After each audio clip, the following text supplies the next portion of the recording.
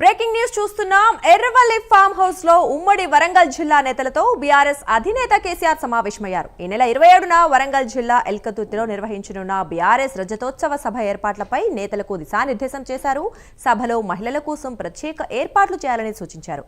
సభ విజయవంతంలో మహిళల భాగస్వామ్యం, అనుసరించాల్సిన వ్యూహాలు, కార్యాచరణపై కేసీఆర్ దిశానిర్దేశం చేశారు.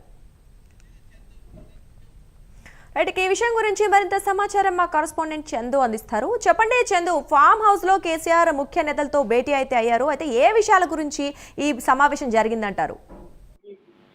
దుర్గా, ఎర్రవల్లి ఫామ్ హౌస్ లో సీఎం కేసీఆర్ ఈ రోజు వరంగల్ జిల్లా నేతలు, అదేవిధంగా మహిళా నేతలతో కూడా సమావేశం నిర్వహించారు.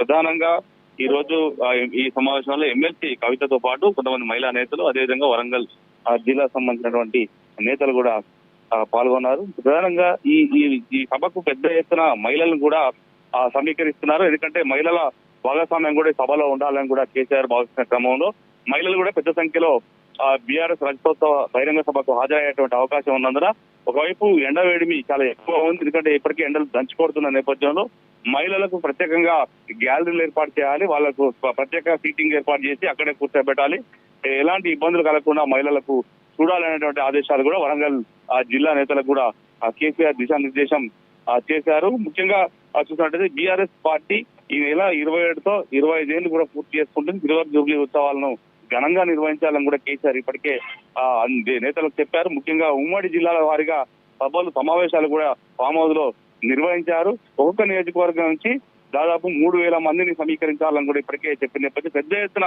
అంటే ముఖ్యంగా వరంగల్, ఖమ్మం, నల్గొండ, మెదక్, కరీంనగర్ ప్రాంతాల నుంచి అత్యధికంగా జన సమీకరణ చేయాలి. ఇక మిగతా జిల్లాల్లో ఒక్కో నియోజకవర్గం నుంచి 3000 మందిని సమీకరించాలని కూడా కేసీఆర్ దిశానిర్దేశం చేశారు. ఎందుకంటే రజతోత్సవ సభ ద్వారా, అంటే సిల్వర్ జూబ్లీ సభ ద్వారా పెద్ద ఎత్తున జనాల్లోకి వెళ్ళాలి, మళ్ళీ బీఆర్ఎస్ పునర్వైభవం తీసుకురావాలని కూడా కేసీఆర్ భావిస్తారు. గత కొంతకాలంగా ఏదైతే అసెంబ్లీ ఎన్నికల తర్వాత కావచ్చు, పార్లమెంట్ ఎన్నికల తర్వాత కేసీఆర్ పూర్తిగా ఫామ్ హౌస్ కే పరిమితమయ్యారు. ఫామ్ హౌస్ నుంచి ఆయన రాజకీయాలు నడుపుతూ ఉన్నారు. ఈ క్రమంలో మరోసారి జనాల్లోకి వచ్చేటువంటి ప్రయత్నం కేసీఆర్ చేసి సభ ద్వారా మళ్ళీ ప్రజల్లోకి రావాలని కూడా భావిస్తున్నారు.